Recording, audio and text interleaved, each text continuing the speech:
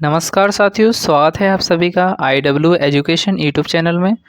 दोस्तों, आज का यह हमारा वीडियो यूपी जीके का बहुत ही महत्वपूर्ण स्पेशल वीडियो होने वाला है, क्योंकि मैंने इस वीडियो में उन सभी प्रश्नों को शामिल कर लिया है जो कि उत्तर प्रदेश के पिछले किसी भी एग्ज़ाम में पूछे गए हैं, और साथ के साथ ही हमने उन क्वेश्चन से संबंधित महत्वपूर्ण तथ्य को भी इस वीडियो में कवर करते हुए चलेंगे, जिससे कि आपका कॉन्सेप्ट भी क्लियर होता रहे और आपके क्वेश्चन पर भी पकड़ बनी रहे।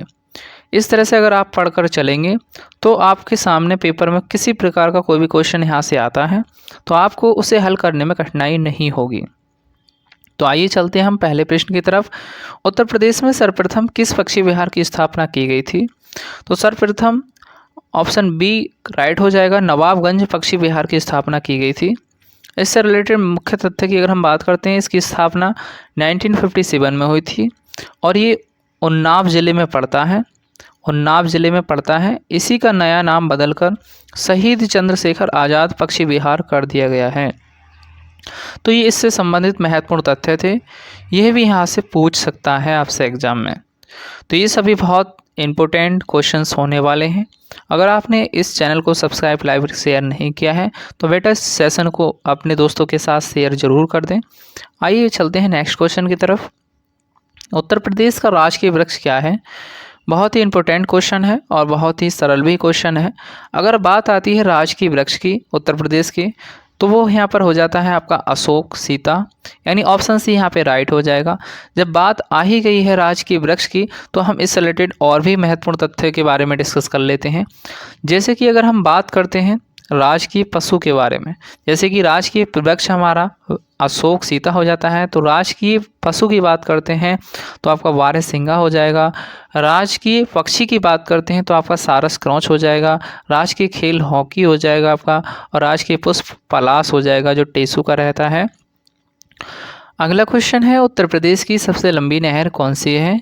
तो उत्तर प्रदेश की सबसे लंबी नहर बेटा शारदा नहर है। लंबी नहर की बात आती है तो आपका शारदा नहर हो जाएगा। Option B is the right. Next है, निम्नलिखित में से किस नदी के तट पर गोरखपुर जनपद स्थित है? तो ये राप्ती नदी के तट पर गोरखपुर जनपद स्थित है। चौधरी चरण सिंह स्टेडियम उत्तर प्रदेश के किस जिले में स्थित है? तो चौधरी चरण सिंह स्टेडियम उत्तर प्रदेश के मुजफ्फरनगर जिले में स्थित है। Option A is the correct हो जाएगा यहाँ पर। अगर चौधरी चरण सिंह हवाई अड्डा यहाँ पर पूछता है तो ये हमारा लखनऊ में स्थित है। तो अगर स्टेडियम पूछे तो आप मुजफ्फरनगर लगाएंगे, अगर हवाई अड्डा पूछता है तो आप लखनऊ अटेम्प्ट करेंगे। दोनों ही यहाँ पर बहुत ज़्यादा इम्पोर्टेंट क्वेश्चंस बनने वाले हैं, दोनों के बारे में पता होना आपके लिए चाहिए। नेक्स्ट है, उत्तर प्रदेश की प्रथम महिला मुख्यमंत्री कौन बनी थी? उत्तर प्रदेश की प्रथम महिला मुख्यमंत्री की अगर बात करते हैं तो सुचिता कृपलानी बनी थी। Option A is the right हो जाएगा।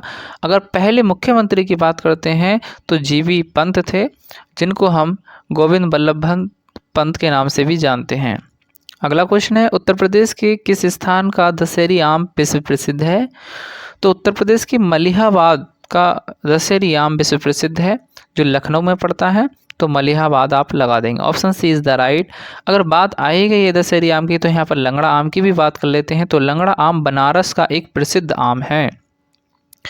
अगला क्वेश्चन है, उत्तर प्रदेश का न्यूनतम साक्षरता दर वाला जिला कौन सा है? तो उत्तर प्रदेश का न्यूनतम साक्षरता दर वाले जिले की बात करते हैं तो बेटा यहाँ पर आप श्रावस्ती आ जाएगा।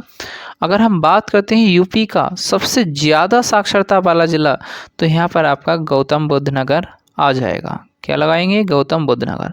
Option C is the right. Next question है, उत्तर प्रदेश के प्रथम राज्यपाल कौन थे या थी?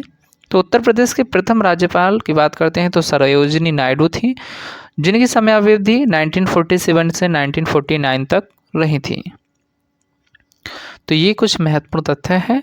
अगला क्वेश्चन है, उत्तर प्रदेश में यूरेनियम किस जिले में पाया जाता है? तो उत्तर प्रदेश में यूरेनियम की बात आती है तो ये ललितपुर जिला में जनपद में पाया जाता है।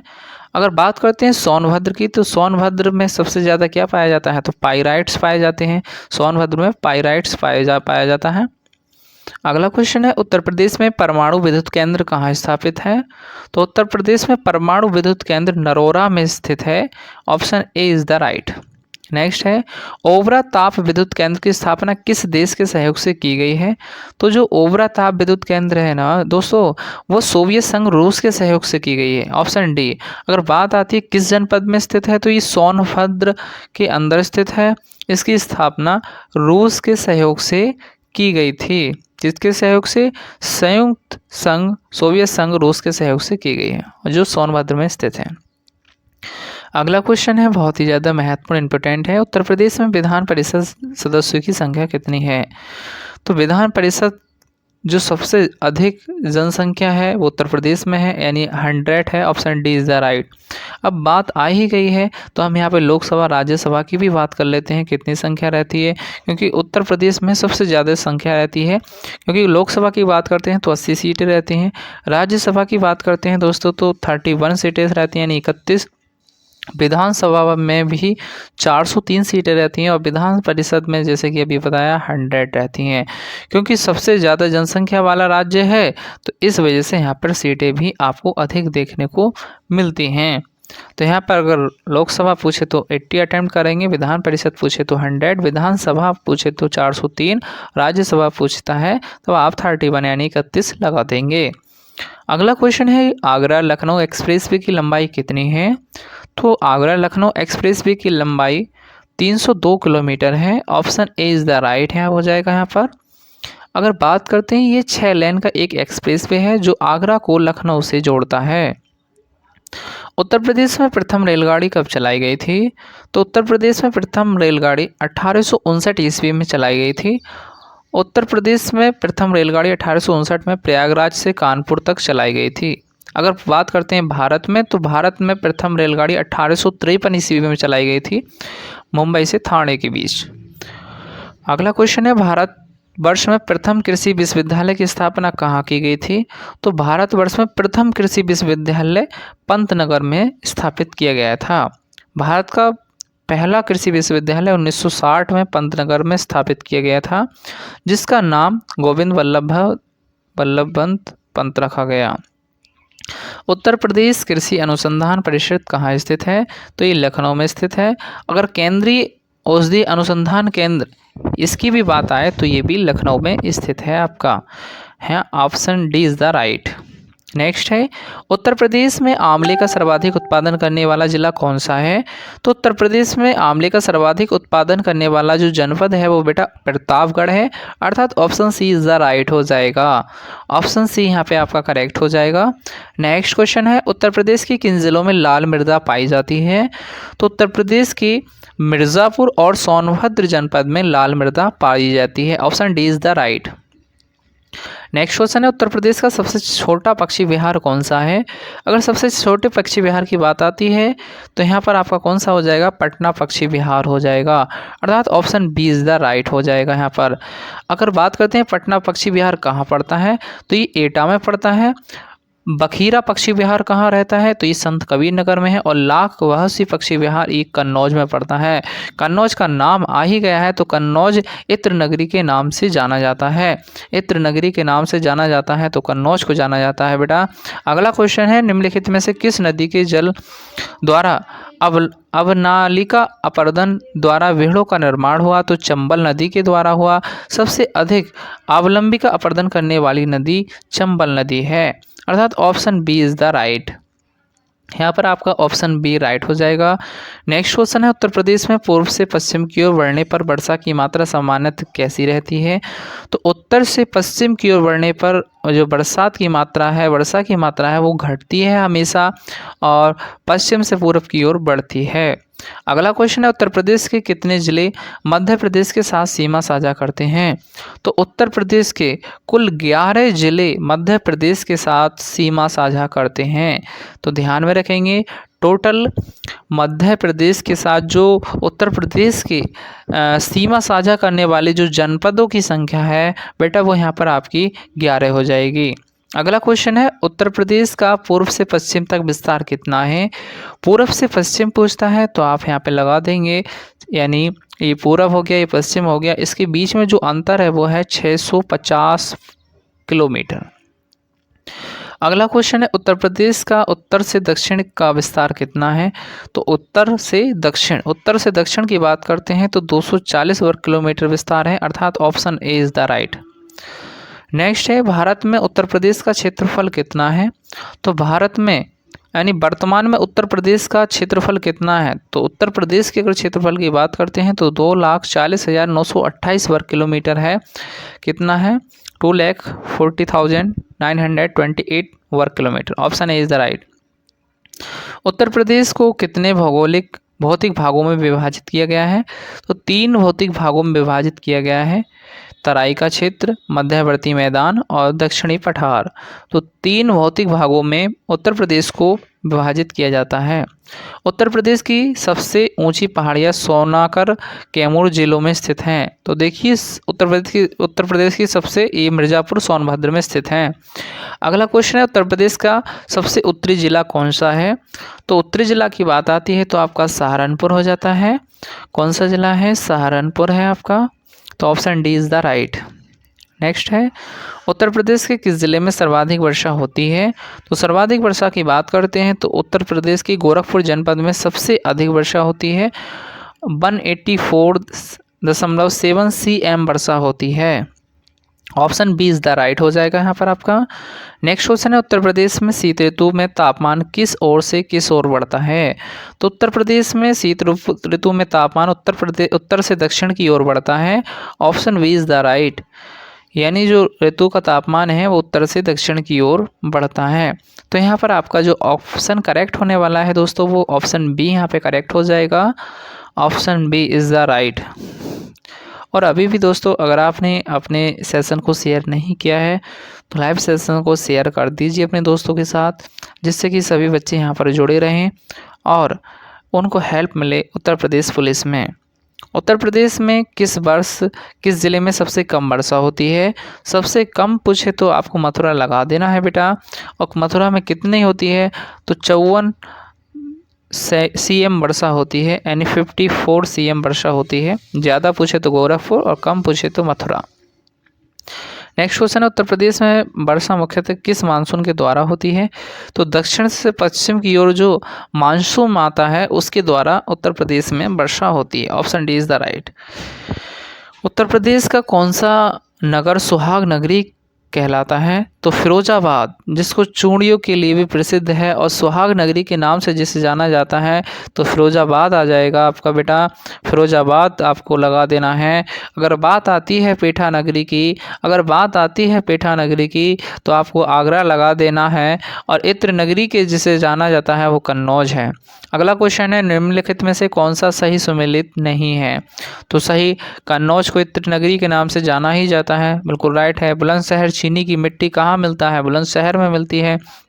चित्रकूट लकड़ी के खिलौने, प्रतापगढ़ अमरूद जेली नहीं, प्रतापगढ़ अमरूद की जेली नहीं है। तो यहाँ पे बिल्कुल गलत हो जाएगा, यानी सही सुमेलित नहीं है पूछा गया है। तो option D is the right. Next question है उत्तर प्रदेश के निम्नलिखित में से किस जिले में केंद्र सरकार की अफीम की फैक्ट्री स्थित है? तो गाजीपुर जनपद में उत्तर प्रदेश स्थित है अफीम की फैक्ट्री। अगला क्वेश्चन है उत्तर प्रदेश के किस ज़िले में चंबल नदी यमुना नदी से मिलती है? तो इटावा जनपद में यह नदी यमुना नदी से मिलती है। ये चंबल नदी है और चंबल नदी कहाँ मिलती है जाकर के? यमुना नदी से जाकर के मिलती है। तो किस जनपद में मिलती है? तो इटावा जनपद में मिलती है। ये इस तरह से आ रहा है और ये यहाँ से आ रही है और ये दोनों एक साथ मिल जाती हैं कहाँ पर? इटावा में जाकर के। ठीक है, इस तरह से आएंगे सब इटावा में। नेक्स्ट क्वेश्चन है यमुना नदी उत्तर प्रदेश में कहाँ से प्रवेश करती है? तो ये सहारनपुर से प्रवेश करती है। Option A is the right. Saharanpur से ये उत्तर प्रदेश में प्रवेश करती है। यमुना नदी की सबसे बड़ी सहायक नदी गंगा नदी है। यमुना नदी की कुल लंबाई 1376 किलोमीटर है। अन्य नाम कालिंदी, खुला नाला भी कहते हैं। तो option A is the right. Next question है अब्दुल करीम खान हिंदुस्तानी संगीत के किस घराने के प्रतिपादक थे? तो ये किराना घराना के प्रतिपादक थे। Option D is the right. अगर कुछ महत्वपूर्ण तथ्य की बात करते हैं तो ये शामली जनपद के अंदर स्थित है। इसके संस्थापक अब्दुल करीम खान व अब्दुल वाहिद खान हैं। तो इससे संबंधित कुछ महत्वपूर्ण तथ्य थे ये भी आपको ध्यान में रखना है। यहाँ से कोई भी प्रश्न बनता है तो आपके लिए बहुत हेल्प होगी। उत्तर प्रदेश में भारत कला भवन कहाँ स्थित है? तो ये वाराणसी में स्थित है। ऑप्शन ए ये यहाँ पे राइट हो जाएगा। यह BHU के परिसर में स्थित है। कहाँ पर है? BHU के परिसर में स्थित है, वाराणसी में। Option A is the right.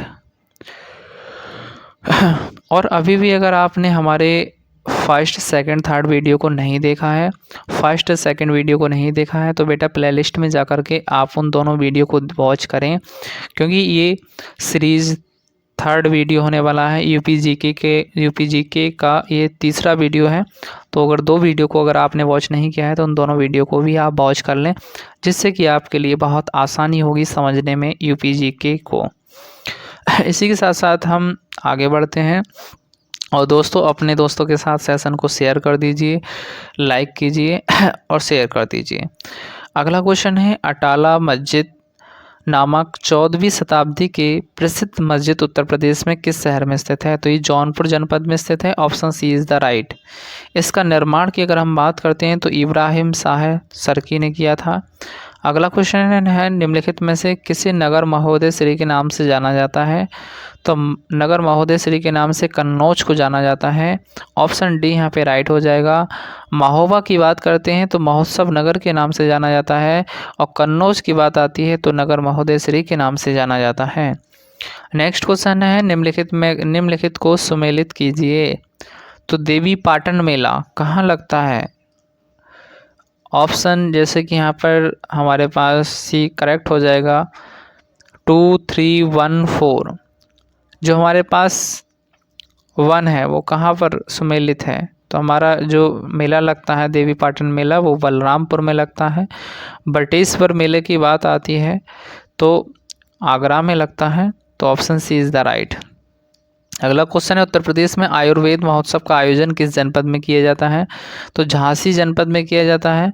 अगर महोत्सव की बात आ ही गई है तो इससे महत्वपूर्ण तथ्य भी और भी बात कर लेते हैं। अगर हम बात करते हैं कामपिला महोत्सव की तो ये फर्रुखाबाद में होता है। कजली महोत्सव ये महोबा में होता है। कजरी महोत्सव ये मिर्ज़ापुर में है। शुल्कुलह महोत्सव ये आगरा में है। और ताज महोत्सव की बात आती है तो आगरा को कहा जाता है।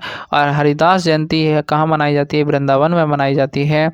और पेठा नगरी के नाम से भी आगरा को जाना जाता है, और ताज महोत्सव यानी आगरा। अगला क्वेश्चन, उत्तर प्रदेश में जैन एवं बौद्ध दोनों का प्रसिद्ध तीर्थ स्थान है? तो कौशाम्बी है दोनों धर्मों का। अगला क्वेश्चन है, उत्तर प्रदेश में सभी आधिकारिक कार्यों में हिंदी का उपयोग करने के लिए किस वर्ष इसे कानूनी रूप से बाध्यकारी बना दिया गया? तो 1951 में दोस्तों हिंदी को उपयोग करने के लिए बाध्यकारी यानी लागू कर दिया गया सभी आधिकारिक कार्यों में। Option B is the right. अगला क्वेश्चन है, निम्नलिखित में से बुंदेलखंड का लोकप्रिय लोकगीत कौन सा है? तो आल्हा है। Option B is the right. Uttar Pradesh के निम्नलिखित जिलों में से कहाँ अनुसूचित जातियों की जनसंख्या सर्वाधिक है?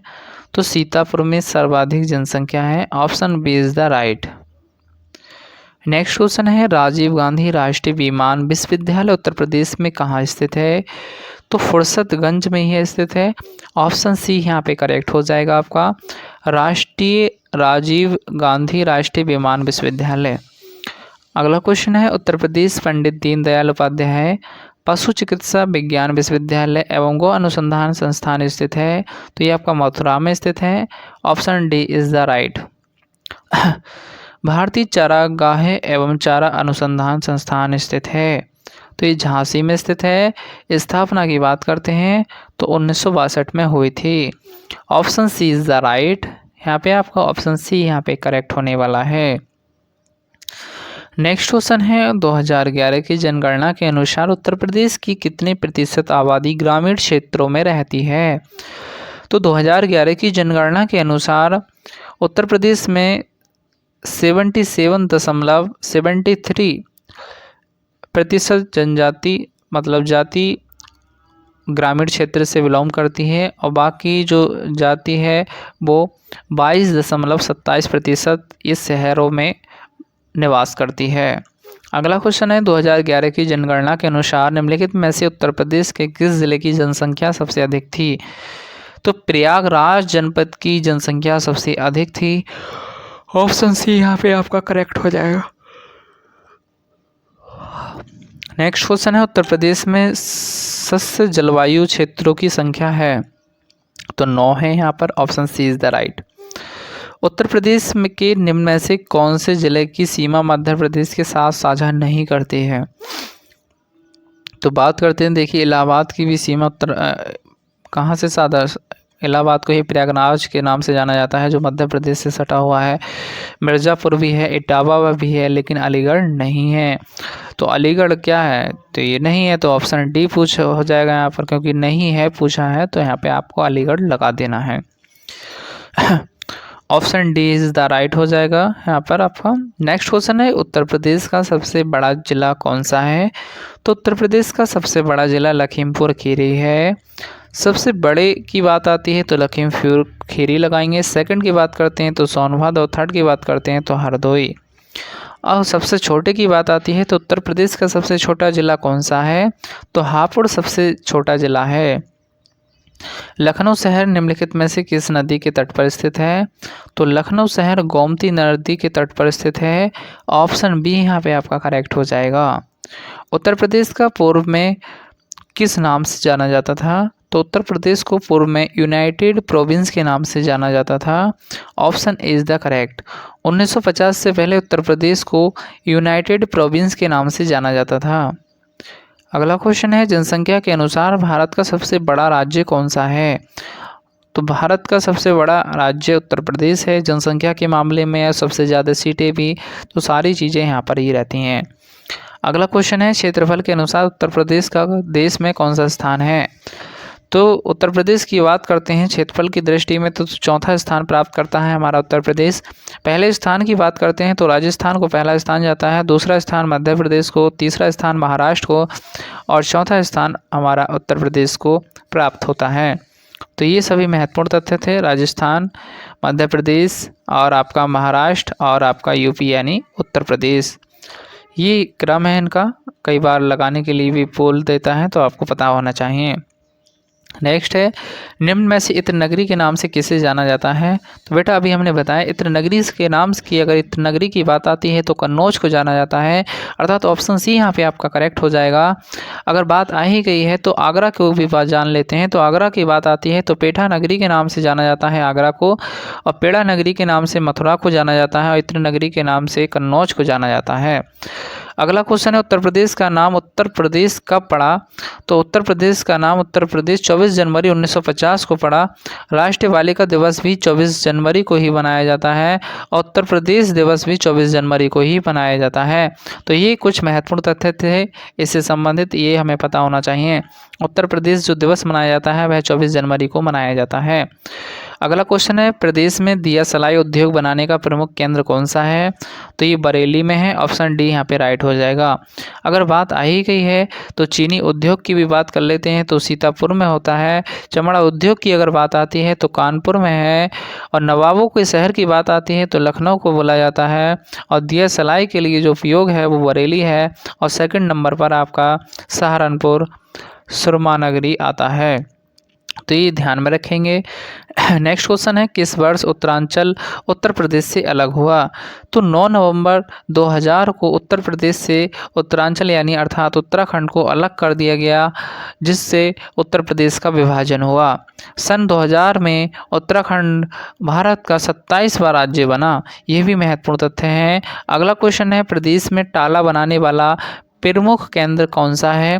तो टाला बनाने की अगर बात आती है, जो ताला, देखिए टाला नहीं ताला की बात आती है तो अलीगढ़ प्रसिद्ध है। ताला नगरी के नाम से जाना जाता है तो अलीगढ़ को जाना जाता है। कैंची उत्पादन के लिए मेरठ, ताला उद्योग के लिए अलीगढ़, माचिस उद्योग के लिए बरेली सहारनपुर, इत्र नगरी के लिए कन्नौज है, और लकड़ी उद्योग के लिए बनारस है, और काजल सुरमा के लिए बरेली प्रसिद्ध है। अगला क्वेश्चन है, उत्तर प्रदेश में गेहूं का सर्वाधिक उत्पादन किस क्षेत्र में होता है? तो उत्तर प्रदेश में गेहूं का सर्वाधिक उत्पादन गंगा घाघरा दोआब के अंदर होता है। दोआब का मतलब होता है यानी दो नदियों के बीच की जगह को दोआब कहा जाता है। दो नदियों के बीच के स्थान को दोआब कहा जाता है। जैसे कि ये दो नदियां हैं, एक लेफ्ट एक राइट, जो बीच का स्थान है उसी को हम क्या कहेंगे? दोआब कहेंगे। अगला क्वेश्चन है दोस्तों, डोलोमाइट के भंडार उत्तर प्रदेश के किस जिले में पाए जाते हैं? तो डोलोमाइट के भंडार सोनभद्र जनपद में पाए जाते हैं। नेक्स्ट क्वेश्चन है, उत्तर प्रदेश में सीमेंट के कारखाना कहाँ स्थित हैं? तो सीमेंट के कारखाने चुर्क, सोनभद्र व डल्ला मिर्जापुर में स्थित हैं। Option D is the right हो जाएगा यहाँ पर, सोनभद्र के अंदर ये स्थित हैं। तो ये ध्यान में रखेंगे दोस्तों, बहुत ही महत्वपूर्ण तथ्य थे ये। तो सभी प्रश्न हमारे लिए बहुत ही महत्वपूर्ण होने वाले हैं। अगला क्वेश्चन है, उत्तर प्रदेश को कृषि द्वारा लगभग कितने प्रतिशत आय होती है? तो उत्तर प्रदेश में लगभग 68% आय होती है। कितने प्रतिशत? 68% आय होती है। ऑप्शन बी यहाँ पे राइट हो जाएगा आपका। प्रदेश में साबुन बनाने का प्रमुख केंद्र कौन सा है? तो साबुन बनाने का प्रमुख केंद्र कानपुर है। ऑप्शन बी यहाँ पे आपका करेक्ट हो जाएगा। क्या हो जाएगा? ऑप्शन बी यहाँ पे करेक्ट हो जाएगा। प्रदेश में कागज बनाने का प्रमुख केंद्र कौन सा है? तो आपका सहारनपुर है बेटा। कौन सा है? सहारनपुर है। Option A is the right. अगर बात आती है काशी का सर्वप्रथम उल्लेख प्राप्त होता है, तो हमारे अर्थवेद के अंदर काशी का सर्वप्रथम उल्लेख प्राप्त है। काशी की बहन किसे कहा जाता है? तो गाजीपुर को कहा जाता है। वेदों की संख्या की बात आती है तो बेटा 4 वेद होते हैं।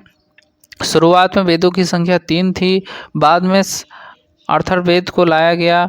सबसे पहला ऋग्वेद यानी सबसे प्राचीन वेद है। सामवेद संगीत का उल्लेख मिलता है। यजुर्वेद में यज्ञ का उल्लेख मिलता है। और अथर्ववेद में जो सबसे बाद में लाया गया वेद है वो है अथर्ववेद, जिसके अंदर जादू, टोना, टोटके का उल्लेख है। तो ये थे इससे संबंधित कुछ महत्वपूर्ण तथ्य। इन सभी तथ्यों को आपको ध्यान में रखना जरूरी है। ये बहुत ही क्वेश्चंस बनने वाले हैं आपके एग्ज़ाम में, तो इन सभी को हमने एक्सप्लेन किया। किसी प्रकार का कोई भी किसी से संबंधित डाउट हुआ है तो आप कमेंट करके ज़रूर बताएं, और आपका वीडियो कैसा लग रहा है आप ये भी कमेंट करके बताएं, जिससे कि हमें एक मोटिवेट मिलता है आप किस तरह का वीडियो देखना पसंद करते हैं। तो आइए अगला क्वेश्चन है, भगवान बुद्ध ने ज्ञान प्राप्ति के बाद अपना प्रथम उपदेश दिया था। देखिए, अगर प्रथम उपदेश की बात करते हैं तो प्रथम उपदेश सारनाथ में दिया था। अगर बात करते हैं ज्ञान की जो प्राप्ति हुई गौतम बुद्ध को, वो हुई थी बोध गया से। और जन्म की बात करते हैं तो लुम्बिनी में हुआ था, जो नेपाल देश में पड़ता है। और प्रथम उपदेश की बात करते हैं तो सारनाथ में दिया था। और मृत्यु की बात करते हैं तो कुशीनगर में हुई थी। महात्मा बुद्ध को ही लाइट ऑफ एशिया के नाम से जाना जाता है। किसके नाम से? लाइट ऑफ एशिया के नाम से जाना जाता है। भारत में प्रोजेक्ट टाइगर प्रारंभ किया गया था। तो प्रोजेक्ट टाइगर जो प्रारंभ किया गया था वो 1973 में प्रारंभ किया गया था, अर्थात ऑप्शन बी यहाँ पे राइट आ जाएगा। प्रतिवर्ष 29 जुलाई को बाघ दिवस के रूप में मनाया जाता है। सर्वाधिक टाइगर की संख्या की अगर बात करते हैं तो मध्य प्रदेश में है, इसलिए मध्य प्रदेश को ही टाइगर स्टेट ऑफ इंडिया के नाम से जाना जाता है। वर्तमान समय में भारत में 3167 टाइगर हैं। कितने हैं? 3167 टाइगर हैं। उत्तर प्रदेश का एकमात्र राष्ट्रीय उद्यान कौन सा है? तो उत्तर प्रदेश का एकमात्र राष्ट्रीय उद्यान दुधवा उद्यान है। ऑप्शन डी यहाँ पे करेक्ट हो जाएगा। दुधवा राष्ट्रीय उद्यान लखीमपुर खीरी में स्थित है। जो लखीमपुर खीरी जो जनपद है वहाँ पर ये स्थित है। तो option D is the right हो जाएगा यहाँ पर। अगला क्वेश्चन, उत्तर प्रदेश में हीरा किस जिले में निकाला जाता है? तो बांदा जिले में हीरा पाया जाता है। ऑप्शन ए यहाँ पे करेक्ट हो जाएगा। यूरेनियम की बात करते हैं तो ललितपुर में पाया जाता है। ललितपुर में पाया जाता है। यूरेनियम के लिए प्रसिद्ध है ललितपुर। और सोनभद्र पाइराइट्स के लिए। उत्तर प्रदेश के किस नगर को पीतल नगरी के नाम से जाना जाता है? तो बेटा मुरादाबाद को पीतल नगरी के नाम से जाना जाता है। अगला क्वेश्चन है, उत्तर प्रदेश के उत्तरी भाग को किन देशों की सीमाएं स्पर्श करती हैं? तो ये नेपाल, जैसे कि हम जानते हैं उत्तर प्रदेश के उत्तरी भाग को किन देशों की सीमाएं स्पर्श करती हैं, तो नेपाल देश की सीमाएं उत्तर प्रदेश की उत्तरी सीमा को स्पर्श करती हैं। तो यहाँ पर आपका ऑप्शन ए करेक्ट हो जाएगा। जैसे कि हमारे पास उत्तर प्रदेश है, उत्तर प्रदेश की जो उत्तरी सीमा को स्पर्श करने वाला एकमात्र देश है वो हमारा नेपाल हो जाएगा। अगला क्वेश्चन, निम्नलिखित में से कौन सा नगर गंगा के किनारे स्थित नहीं है, तो गंगा के किनारे आगरा शहर नहीं है। ऑप्शन सी यहाँ पे राइट हो जाएगा। आगरा यमुना नदी के किनारे स्थित है। किस किनारे स्थित है? आगरा यमुना नदी के किनारे स्थित है। बाकी तीनों ये गंगा के किनारे स्थित हैं। अगला क्वेश्चन है, निम्नलिखित में से कौन सा नगर गंगा किनारे स्थित नहीं है पूछा गया है, तो आपको यहाँ पर आगरा अटेम्प्ट कर देना है। जैसे कि कानपुर, वाराणसी, गढ़मुक्तेश्वर सभी गंगा के किनारे स्थित हैं। तो ये थे कुछ महत्वपूर्ण तथ्य और बहुत ही ज़्यादा इम्पोर्टेंट क्वेश्चन। दोस्तों मिलते हैं अगले वीडियो में। इसी के साथ साथ अगर आपने अभी भी हमारे चैनल को लाइक, सब्सक्राइब, शेयर नहीं किया है तो अपने दोस्तों के साथ लाइक, सब्सक्राइब और शेयर कर दें, जिससे कि कोई भी आने वाला वीडियो का नोटिफिकेशन आपको तुरंत मिलता रहे। जय हिंद, जय भारत। दोस्तों मिलते हैं अगले